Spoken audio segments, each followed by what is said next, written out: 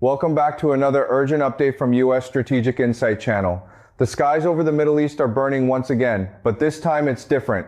This time the rules have been completely rewritten. Streaks of fire moving at terrifying speeds of up to Mach 15, that's nearly 18,500 kilometers per hour, have just ripped across the night sky. Iran has unleashed its most advanced weapon yet, the FATTAH-2 hypersonic missile. These unstoppable glide vehicles are striking directly at the heart of Tel Aviv and slamming into America's most critical military bases across the Gulf region. Al Udeid in Qatar, Prince Sultan in Saudi Arabia, Al Dhafra in the UAE, none of them are safe anymore. In a matter of minutes, these hypersonic monsters can cover 1,400 to 1,500 kilometers, maneuvering wildly in their final phase, making them almost impossible for traditional air defense systems to intercept. The Iron Dome, David Sling, Arrow, 3 Patriot batteries, and even the mighty THAAD, all of them are being pushed to their absolute limits. For the first time, the so-called impenetrable shield protecting Israel and American forces in the region is being torn apart like paper in the face of true hypersonic power. While the world watches in stunned silence, one question echoes louder than the explosions themselves. How is Donald Trump reacting? The man who once boasted about America's unmatched military dominance, the deal maker, the tough guy, is now reportedly seething with rage behind closed doors. Is he preparing a massive counterstrike, or is he forced to swallow his pride and stay quiet? And what about Israel? The nation that has long claimed unbreakable defenses is now facing sheer terror. Reports from the ground describe panic in Tel Aviv as sirens wail and the reality of a new era sinks in. This isn't just another rocket barrage. This is the beginning of Judgment Day, the day when advanced Iranian technology challenges the old order of power in the Middle East. In today's video, we will break down everything: the terrifying capabilities of the FATTAH-2, the devastating strikes on Tel Aviv and US bases, Israel's state of shock, Trump's bottled up fury, and what this all means for the future of global power. This is not just a conflict, this is a geopolitical earthquake. If you want the unfiltered truth behind these shocking developments, hit that like button right now, subscribe to the channel, and turn on notifications so you never miss an update. Stay with us because what comes next will shake the entire world. Now let's dive deep into the star of this conflict, the weapon that has sent shockwaves through Washington and Tel Aviv. Iran's FATTAH-2 hypersonic missile, unveiled by the Islamic Revolutionary Guard Corps in late 2023 as the successor to the FATTAH-1. The FATTAH-2 represents a major leap in Iran's missile technology. While the first version already raised eyebrows, the FATTAH-2 takes everything to an entirely new level with its Advanced Hypersonic Glide Vehicle, or HGV. Here's what makes this weapon so terrifying. According to Iranian claims and available technical assessments, the FATTAH-2 can reach staggering speeds of up to Mach 13 to Mach 15. That's between 15,000 and 18,500 kilometers per hour. To put that into perspective, at Mach 15, the missile can cover the distance from Tehran to Tel Aviv in roughly 5 to 6 minutes. It doesn't just fly fast, it glides and maneuvers at hypersonic speeds inside the atmosphere, making its trajectory unpredictable and extremely difficult to intercept.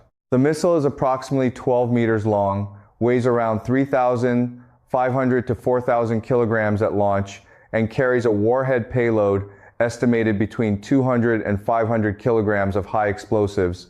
It is launched from Road Mobile Transporter Erector Launchers, or TELs, giving Iran the flexibility to hide and fire from dispersed locations, including underground facilities. What sets the FATTAH-2 apart from traditional ballistic missiles is its two-stage design. The first stage uses a solid fuel booster to propel the missile out of the atmosphere at incredible speed.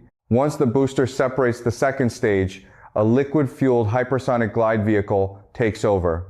This HGV doesn't simply fall back to Earth on a predictable parabolic arc. Instead, it glides through the upper atmosphere, using aerodynamic control surfaces and thrust vectoring to perform sharp maneuvers in both pitch and yaw. This capability allows the FATTAH-2 to change direction suddenly, even during the terminal phase of its flight. It can approach targets from unexpected angles, dive at steep angles, or perform evasive right-angle turns that completely confuse enemy radar tracking algorithms. The liquid fuel engine in the glide vehicle also lets operators adjust thrust mid-flight, optimizing speed, range, and trajectory for maximum effect. Its operational range is reported at 1,400 to 1,500 kilometers, more than enough to strike deep into Israel, including Tel Aviv and key military installations, as well as major U.S. bases across the Gulf, such as Al Udeid Air Base in Qatar, Prince Sultan Air Base in Saudi Arabia, and Al Dhafra in the UAE. This puts America's most strategically important assets in the region squarely within reach. Now, why is this such a game changer? Traditional missile defense systems, like Israel's Iron Dome, David's Sling and Arrow 3, or America's Patriot PAC-3 and THAAD, were designed primarily for ballistic missiles that follow relatively predictable paths. These systems calculate an intercept point based on the missile's speed and trajectory. But the FATTAH-2 breaks all those rules. Because it maneuvers at hypersonic speeds inside the atmosphere, radar systems struggle to maintain a consistent track. The extreme heat generated, often exceeding 2,000 degrees Celsius, on the leading edges creates a plasma sheath that can interfere with radar signals. More importantly, the unpredictable flight path means that by the time a defense system detects and launches an interceptor, the FATTAH-2 may have already changed course. Israeli experts themselves have admitted the challenge. One senior official from Rafael Advanced Defense Systems compared defending against hypersonic missiles to trying to guard LeBron James with a single defender. In basketball, you can chase, but you can't reliably stop the score. Traditional interceptors would need to travel at speeds like Mach 30 to catch up in the atmosphere, which is physically impossible due to friction and heat limits. Even the high-altitude THAAD and exo-atmospheric Arrow, three systems face difficulties because the FATTAH-2 can fly lower and perform terminal maneuvers that keep it outside their optimal engagement envelopes. Patriot batteries, while effective against slower threats, are being overwhelmed by the combination of speed, maneuverability, and saturation attacks. The cost asymmetry is brutal. Each FATTAH-2 is estimated to cost a fraction of the multi-million-dollar interceptors required to try and stop it. One successful penetration can render billions of dollars in sophisticated defense hardware useless in a single strike. In the recent escalations footage, and reports suggest that FATTAH-2 missiles have already demonstrated their ability to penetrate layered defenses, striking targets with high precision and leaving radar operators stunned by the sudden changes in trajectory. This is not just another missile in Iran's arsenal. The FATTAH-2 marks the arrival of a new era in regional warfare, an era where speed, agility, and unpredictability trump traditional technological superiority. It forces the United States and Israel to rethink their entire defensive doctrine from the ground up. What was once considered an impenetrable shield is now being exposed as vulnerable. And as these hypersonic conquerors continue to fly, the old rules of engagement in the Middle East are being rewritten in real time. This weapon isn't just changing the battlefield, it's rewriting the balance of power. What you are about to see is the terrifying reality unfolding right now in the Middle East. A full-scale hypersonic assault that has shattered the illusion of American and Israeli invincibility. In the dead of night, the Islamic Revolutionary Guard Corps launched one of the most coordinated and devastating strikes in recent history. Dozens of FATTAH-2 hypersonic missiles roared out of hidden launch sites across Iran. These road-mobile launchers, concealed in underground bunkers and dispersed desert positions, unleashed their deadly cargo in rapid salvos designed to overwhelm and saturate enemy defenses. The targets were crystal clear and strategically devastating. One wave streaked directly toward Tel Aviv, the beating heart of Israel's economic and military power. Another wave even larger descended upon America's most vital forward bases in the Gulf region, the massive Al Udeid Air Base in Qatar, headquarters of U.S. Central Command and home to thousands of American troops and aircraft. Prince Sultan Air Base in Saudi Arabia, a key hub for U.S. fighter jets and advanced radar systems. Al Dhafra Air Base in the UAE, critical for intelligence, surveillance, and refueling operations. And additional strikes hitting facilities in Kuwait and Bahrain, including radar sites supporting THAAD batteries. Imagine the scene. Within minutes of launch, these FATTAH-2 missiles accelerated to Mach 1315, slicing through the upper atmosphere like ghosts. Their liquid-fueled hypersonic glide vehicles began their deadly dance, sharp, unpredictable maneuvers that made tracking nearly impossible. Radar operators in Israel and at American bases watched in horror as the incoming tracks suddenly veered off, predicted paths diving at steep angles or executing last-second right-angle turns. Israel's vaunted multi-layered defense system, the Iron Dome for short-range threats, David Sling for medium range, and the high-altitude Arrow 3 was pushed to the breaking point. Interceptors launched desperately into the sky, their fiery trails lighting up the night over Tel Aviv. But many simply missed. The FATTAH-2's extreme speed and maneuverability in the terminal phase meant that by the time the interceptors could adjust, the hypersonic vehicles had already changed course. Reports from the ground describe explosions rocking central Tel Aviv with impacts near key command centers, infrastructure hubs, and even areas close to Ben Gurion International Airport. Sirens wailed continuously as panicked civilians rushed to shelters, realizing that this was no ordinary barrage. At the same time, across the Gulf, American forces faced their own nightmare. At Al Udeid, one of the largest U.S. military installations in the world, FATTAH-2 missiles penetrated the layered Patriot and THAAD defenses. Satellite imagery later revealed massive craters on runways, damaged command buildings, and thick black smoke rising from destroyed radar installations and aircraft hangars. The base, which serves as the nerve center for U.S. air operations in the entire region, was left reeling. Prince Sultan Air Base in Saudi Arabia suffered similar punishment. A THAAD radar site was directly hit, leaving charred debris scattered across the desert floor. At Al Dhafra in the UAE, hangars and support facilities were struck, disrupting critical logistics and surveillance missions. Even facilities linked to the U.S. Fifth Fleet in Bahrain felt the shockwaves. What made this attack so horrifying was not just the speed, but the sheer unpredictability. Traditional ballistic missiles follow a high arc that defenders can calculate. The FATTAH-2, however, glides and maneuvers inside the atmosphere, creating a plasma sheath from extreme heat that further blinds radar systems. Combined with saturation tactics firing in waves alongside decoy drones and lower-cost ballistic missiles, Iran created a perfect storm that overwhelmed even the most advanced American and Israeli interceptors. The cost disparity is brutal and humiliating. Each FATTAH-2, while advanced, is far cheaper than the multi-million-dollar SM-6, Patriot, or Arrow interceptors fired in desperation.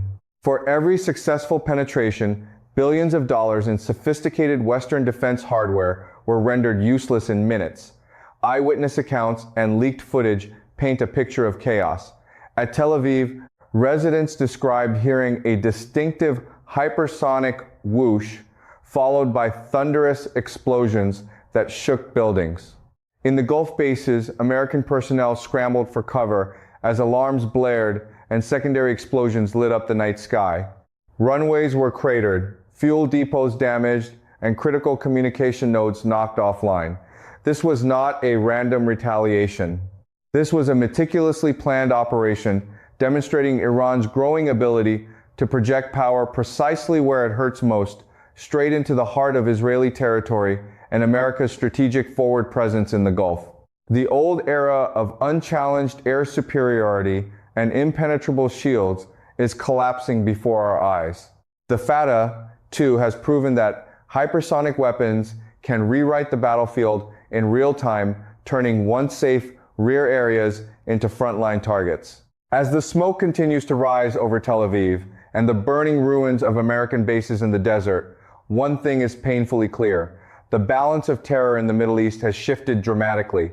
Judgment Day has arrived, and neither Washington nor Tel Aviv was truly prepared for it. While the explosions still echoed across the Gulf, the real psychological earthquake was hitting Israel. For the first time in decades, the Jewish state, long regarded as having one of the most advanced and impenetrable air defense systems in the world, found itself staring into the abyss of genuine fear. In Tel Aviv, the night turned into pure chaos. Sirens screamed continuously as residents rushed to bomb shelters, many still in their pajamas, clutching children and elderly family members. The distinctive hypersonic whoosh, followed by deafening explosions, shook high-rise buildings in central Tel Aviv. Windows shattered, power lines sparked. Thick columns of smoke rose into the sky as fires burned at multiple impact sites. This was no ordinary rocket attack from Gaza or Lebanon. This was the FATTAH-2, Iran's hypersonic nightmare, striking directly at the heart of Israel. Reports confirmed impacts near critical military command nodes, infrastructure facilities, and areas dangerously close to Ben Gurion International Airport. One strike reportedly damaged a key intelligence processing center, while another sent shockwaves through residential neighborhoods, causing widespread panic. What made the terror so profound was the realization that Israel's legendary multi-layered defense shield had been breached in a way never seen before. The Iron Dome, designed to handle short-range rockets, was completely irrelevant against a weapon traveling at Mach 15. David Sling and the high-altitude Arrow, three systems Israel's pride and joy, were pushed beyond their limits. Interceptors were launched in salvos, lighting up the night sky like fireworks from hell. But many simply failed to connect. Why? Because the FATTAH-2 doesn't play by the old rules. Its hypersonic glide vehicle performs violent maneuvers in the terminal phase, sharp dives, sudden turns, and unpredictable zigzag patterns that overwhelm the tracking algorithms of even the most sophisticated radars. The extreme heat generated by flying at such speeds creates a plasma cloud around the vehicle, further degrading radar performance. By the time Israeli operators could calculate an intercept solution, the missile had already changed course. Senior Israeli officials, speaking off the record, described the situation as terrifying. One high-ranking officer from the Israeli Air Force reportedly told colleagues, "We train for ballistic missiles, we train for cruise missiles. We never train for something that moves this fast and thinks for itself in the final seconds."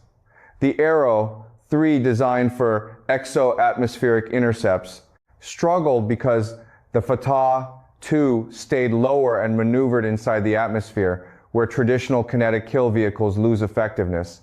The psychological impact was devastating. For years, Israeli leaders had assured their citizens that no enemy could penetrate their defenses. Netanyahu and his cabinet had repeatedly boasted about the invincible shield protecting the homeland. Now, that myth was crumbling in real time on live television. Social media flooded with videos of panicked civilians, crying children, and shaken reporters struggling to maintain composure as explosions rocked the city. Hospitals in Tel Aviv reported a surge of patients suffering from shock and panic attacks. Roads leading out of the city saw traffic jams as some families tried to flee to safer areas in the south or north. The Israeli government activated emergency protocols, closing schools and non-essential businesses for the following days. Reservists were called up en masse, but even the military leadership knew this was not a problem that could be solved with sheer numbers or ground operations. The economic cost is already mounting. The Tel Aviv Stock Exchange suspended trading amid the chaos. Insurance companies braced for massive claims. Tourism, a vital pillar of Israel's economy, collapsed overnight as international flights were canceled and foreign visitors scrambled to leave. The message was clear: no place in Israel is truly safe when Iran can deliver hypersonic weapons with such precision and speed. This attack represents something far deeper than physical damage. It is a psychological blow to the very idea of Israeli deterrence. For decades, Israel relied on the doctrine of overwhelming superiority, the belief that any attack would be met with devastating retaliation. But the FATTAH-2 has exposed a dangerous gap. If Iran can reliably penetrate Israeli airspace with hypersonic missiles, then the entire concept of strategic depth and defensive superiority is being called into question. Israeli media, usually quick to downplay enemy successes, struggled to contain the narrative. Headlines shifted from minor damage to serious challenge to our defenses. Opposition politicians began questioning the huge investments in missile defense, asking why billions of dollars spent on Arrow 3 and Iron Dome could not stop this new threat. As dawn broke over a smoke-filled Tel Aviv, the realization settled in like a heavy fog. Judgment Day had arrived. Not the biblical kind, but a modern, technological one, where a regional power with advanced hypersonic weapons can reach out and strike the heart of Israel, despite its sophisticated defenses. The fear is palpable. Israeli leaders now face an impossible dilemma. Do they escalate with a massive counterstrike, risking all-out regional war and potential Iranian retaliation with even more advanced weapons, or do they swallow their pride and seek de-escalation, which would signal weakness, their enemies and allies alike? One thing is certain, Israel is no longer looking at Iran with the same confidence it once had. The FATTAH-2 has forced the Jewish state to confront a new and terrifying reality that the age of absolute security through superior technology may be coming to an end. As the smoke continued to rise over Tel Aviv and the charred remains of American bases in the Gulf, all eyes turned to Washington. The question everyone was asking was simple yet explosive. How is Donald Trump reacting? According to multiple sources inside the White House and Pentagon, the atmosphere in the Oval Office could only be described as pure, unfiltered rage. Donald Trump, the man who built his political brand on strength, toughness, and America first, was reportedly furious. Insiders describe him pacing back and forth, slamming his fist on the Resolute desk, and unleashing a torrent of profanity-laced outbursts that left senior advisors stunned. These bastards just hit our bases and Tel Aviv with those damn hypersonic missiles, and we're supposed to sit here and take it, Trump allegedly shouted during an emergency meeting. For a president who once ordered the strike that killed Qasem Soleimani with a single drone and launched 59 Tomahawk missiles into Syria over dinner, this level of restraint was driving him mad. But here's the brutal truth. Trump's fury is being bottled up. He is not launching the massive retaliation many expected. He is not tweeting fiery threats. He is not even delivering one of his signature rally-style speeches condemning Iran. Instead, the man known for never backing down is forced into an uncomfortable silence, a silence born not of wisdom, but of cold, strategic fear. Why is Trump so enraged, yet unable to act decisively? The answer lies in the harsh new reality created by the FATTAH-2. First, any major military response against Iran now carries catastrophic risks. Striking Iranian missile sites or nuclear facilities could trigger a full-scale regional war. Iran has made it clear that it possesses even more advanced weapons in its arsenal, and the last thing Trump wants is oil prices exploding past $200 a barrel, sending the global economy into chaos right before midterm elections.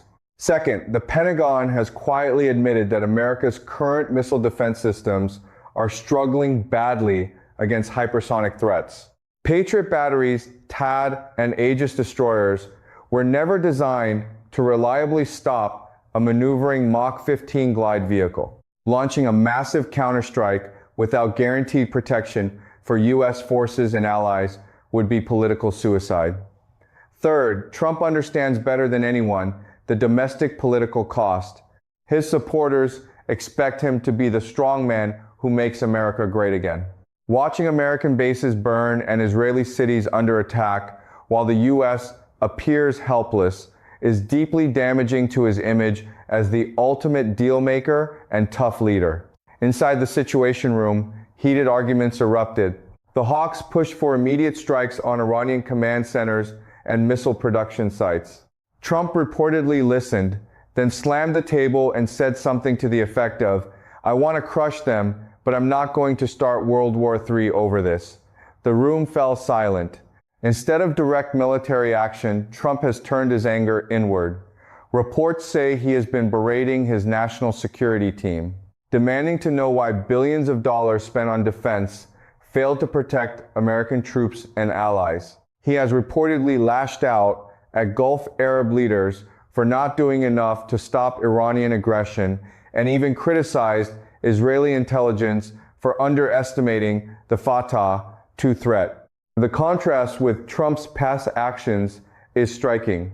In 2020, he ordered the Soleimani strike without hesitation. In 2017, he bombed a Syrian airbase after a chemical attack. Now, facing a far more dangerous and technologically advanced adversary, the art of the deal president finds himself trapped in a strategic nightmare.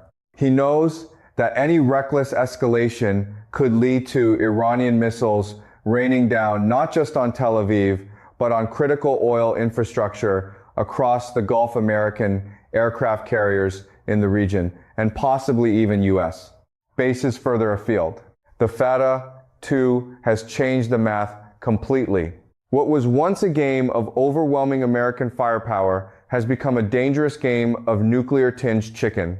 Trump's bottled-up fury is also evident in his public statements.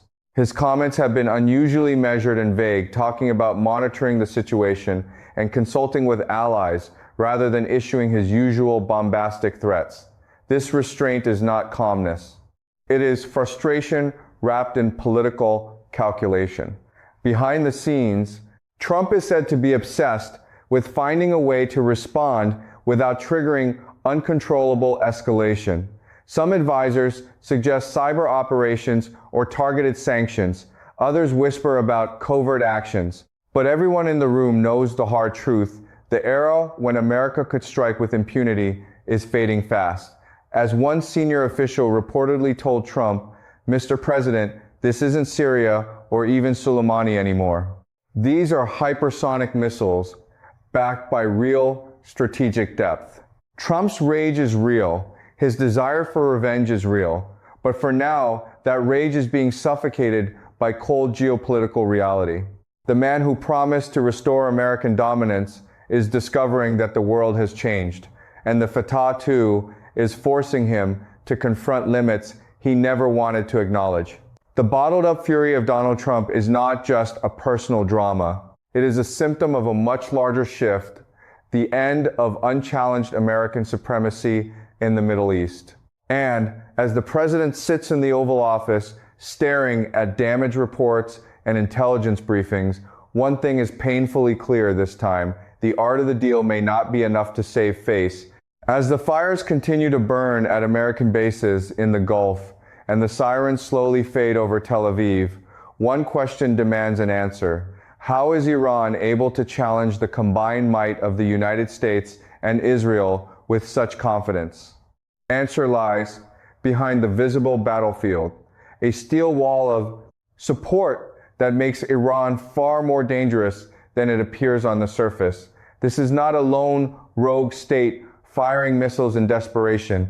This is a calculated move backed by a powerful axis that stretches from Tehran to Moscow, Beijing, and Pyongyang. Russia and China have quietly become the silent architects of Iran's hypersonic breakthrough. While the FATTAH-2 bears an Iranian label, its advanced glide vehicle technology, liquid fuel second stage, and sophisticated maneuvering systems carry clear fingerprints of collaboration. Russia, with its own expertise in hypersonic weapons like the Zircon and the Vanguard, has provided critical know-how in materials, science, and plasma-resistant coatings. China has contributed advanced electronics, guidance algorithms, and dual-use industrial components that bypass Western sanctions. North Korea plays its role too, The long-standing missile cooperation between Pyongyang and Tehran, dating back decades, has accelerated. Iranian engineers have benefited from North Korean experience in solid fuel boosters and mobile launchers, while North Korea gains valuable real-world test data from the FATTAH-2 strikes. This steel wall is not just technological, it is strategic and diplomatic. Both Russia and China have made it crystal clear in back-channel communications that any direct American attack on Iranian territory that threatens regime survival will cross a red line. Moscow and Beijing view Iran as a vital piece in their larger strategy to dismantle American dominance in the Middle East and accelerate the shift toward a multipolar world. For China, a stable and defiant Iran keeps the United States distracted and bogged down in the Gulf, preventing Washington from focusing fully on the Indo-Pacific. For Russia, every blow against American bases weakens NATO cohesion and drains U.S. resources that could otherwise support Ukraine or contain Moscow in Europe. This axis has created a new reality. Iran no longer fights alone. It fights as part of a distributed network of resistance that makes any U.S. retaliation extremely costly. Washington now faces the nightmare scenario of a multi-front war, not just against Iran, but potentially against coordinated responses from Russia and China in other theaters. The strategic implications of the FATTAH-2 strikes go far beyond the immediate damage to runways and radar sites. This attack has exposed the fragility of America's forward deployed posture in the Middle East. For decades, the U.S. relied on a network of expensive high-tech bases to project power. Those bases were supposed to be safe rear areas. The FATTAH-2 has turned them into vulnerable targets within minutes of launch. More importantly, the hypersonic assault is accelerating the collapse of the old unipolar order. The era when the United States could dictate terms with overwhelming military superiority is ending.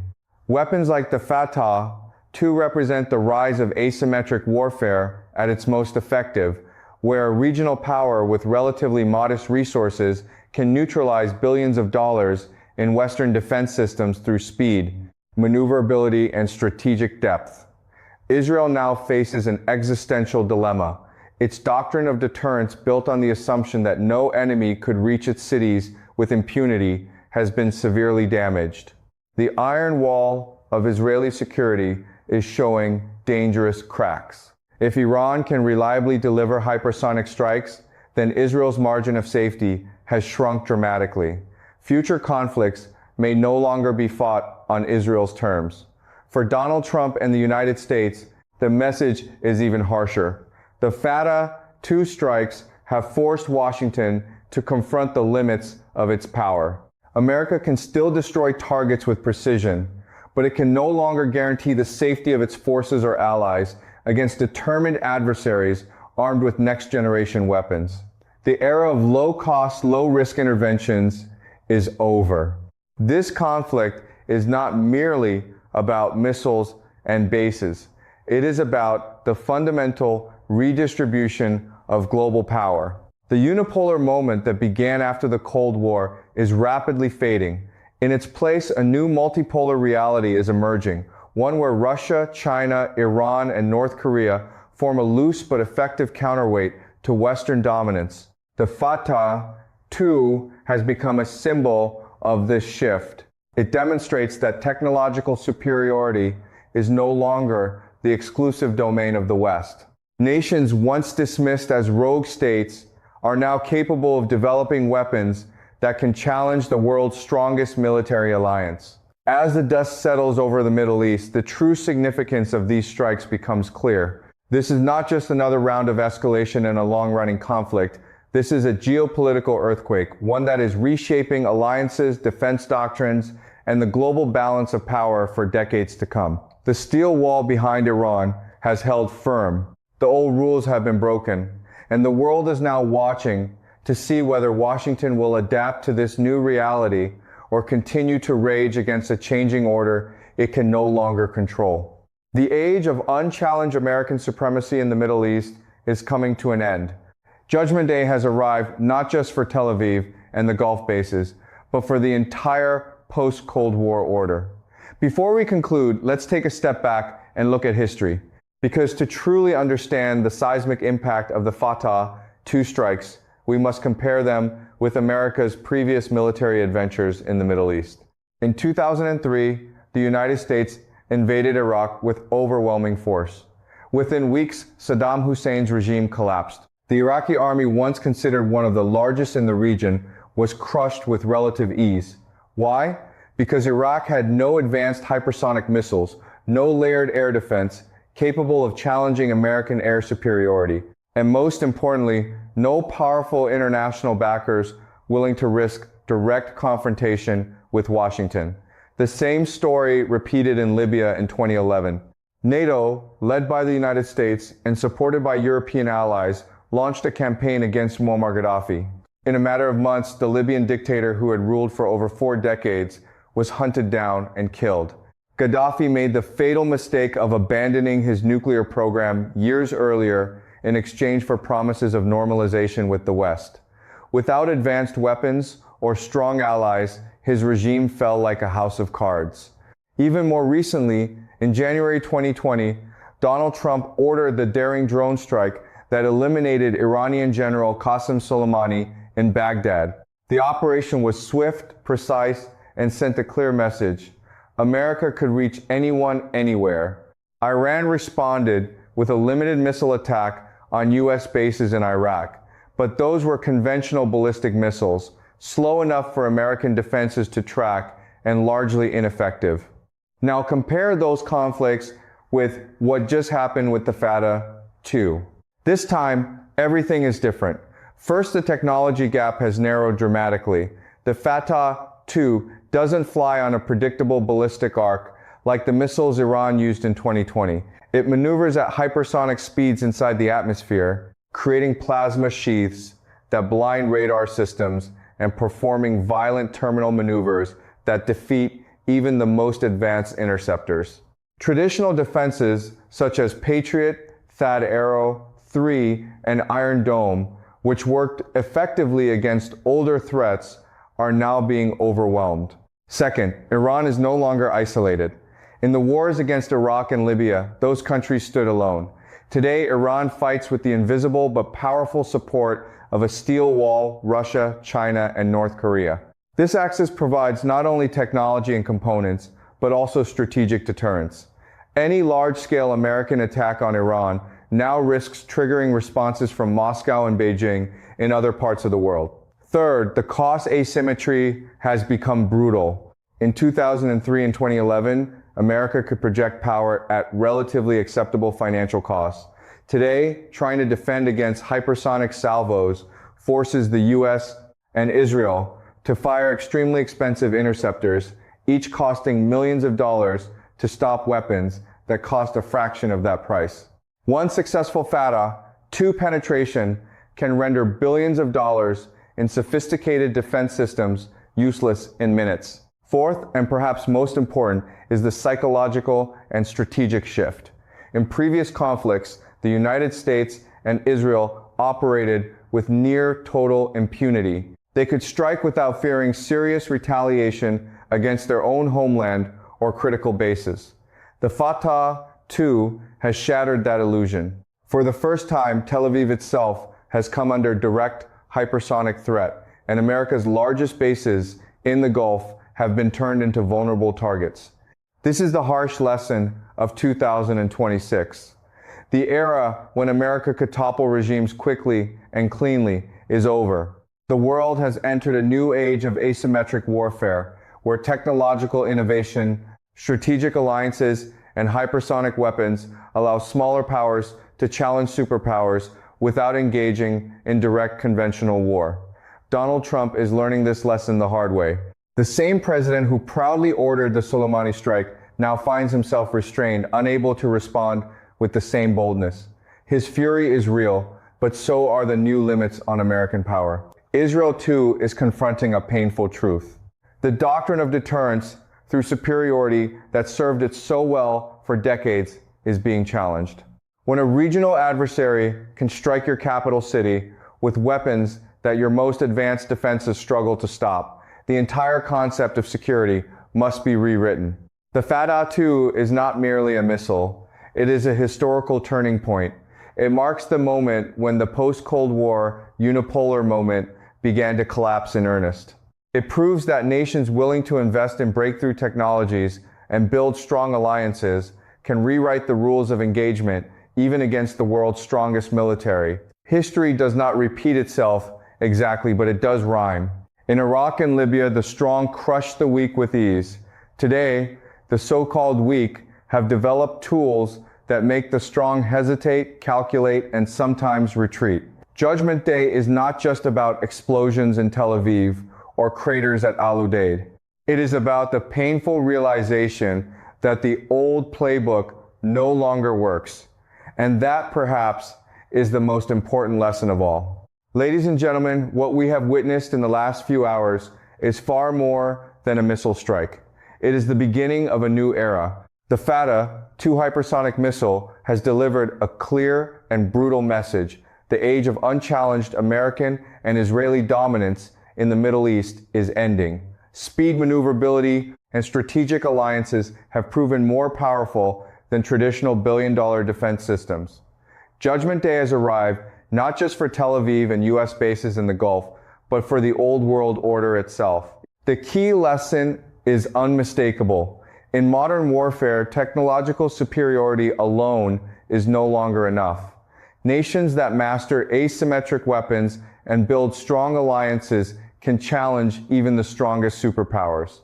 The world is shifting from unipolar dominance to a multipolar reality, and those who fail to adapt will pay a heavy price. If you found this analysis eye-opening, hit the like button right now, share this video with friends who need to see the truth, and subscribe to the channel for more unfiltered updates on global conflicts. Turn on notifications so you never miss the next critical development.